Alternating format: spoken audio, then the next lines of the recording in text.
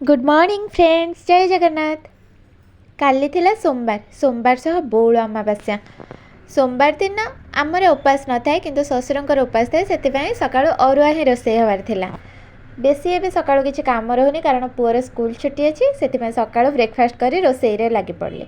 आज थिले साधा सीधा खाना डालमा ता सब बैगण भजा, फूलकोबी आलू भजा, आलू भर्ता, टमाटो खट्टा ता सब अरुआ भात।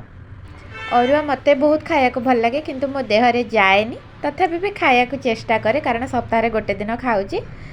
आज साधा सीधा खाना थिला किंतु मो तंट्रे गलिबनी से मोर साइड रे आंबुला चकटा थिला। तापरे टिके रेस्ट नहीं उठिला परे सासू कहले बौल अमावास्या पई गईठा पिठा बनेयाको।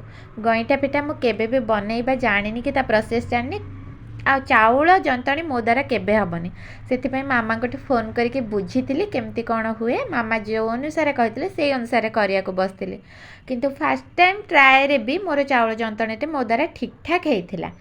तापर कर सारिबा परे सासू को देइथिली पूजा करने भोग लगाइबापी देइथिली। बौल गछ मूले पूजा हुए। तापरे तांको देइथिली प्रथमे टेस्ट करने टेस्ट करके कहले बहुत सुंदर होइचे। देखिकी जानी पारथुए केमती होइचे। जदि वीडियोटी भल लागिथिबा लाइक करिवे। Thank you.